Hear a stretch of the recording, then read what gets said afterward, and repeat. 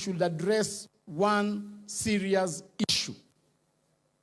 Apart from hiyo ya kuiba, kuna jambo linaendelea Kenya yetu ambaye tusipotazama vizuri hata sisi wenyewe hatutafika.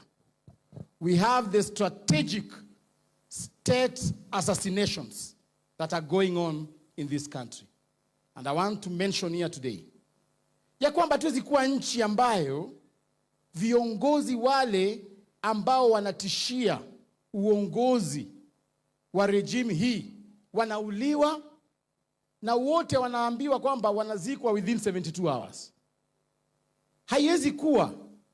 Mheshimiwa Kalonzo, wakati mkubwa wa majeshi aliwawa Kenya hii, niliona ulikuwa mstari wa mbele kuitisha ripoti yake.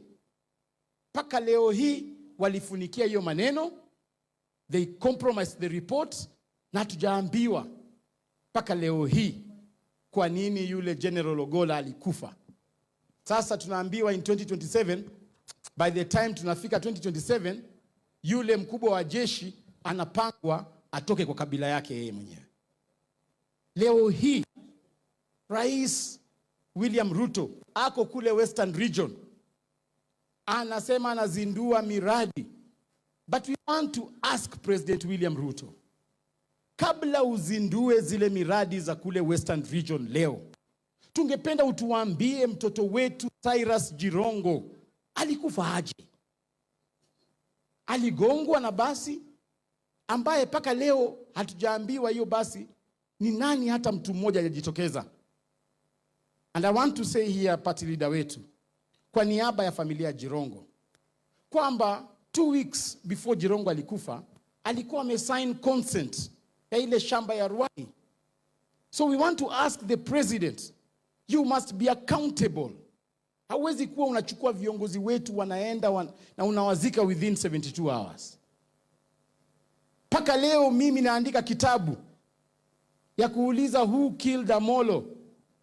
Hatujui Raila kama alikufia Kenya ama India. We want answers. So, Mheshimiwa Kalonzo Musyoka, tusipouliza haya maswali, watu wengi wanaogopa kuuliza. Tusipouliza haya maswali, tunaenda kuangamia. Hata sisi wenyewe tutakuwa tunasema one term na hatutakuwa sure kwamba tunafika kule. Mwisho, Mheshimiwa Methu, wewe ndio umesema watu waache kutumia ndege. Tungependa ripoti kamili ya kifo ya Mheshimiwa Ng'eno.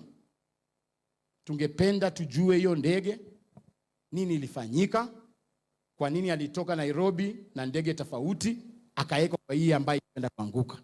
We want those answers.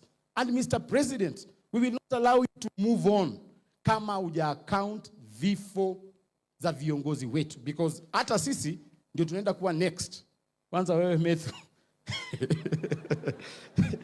Mimi nimeambia Methu, mimi kabla nipande ndege yoyote, mpaka nikuwe nimekaa kwa hiyo ndege na George Ruto ama Charlene Ruto. Ama si hivyo mimi sipandi ndege yoyote. Asanteni sana.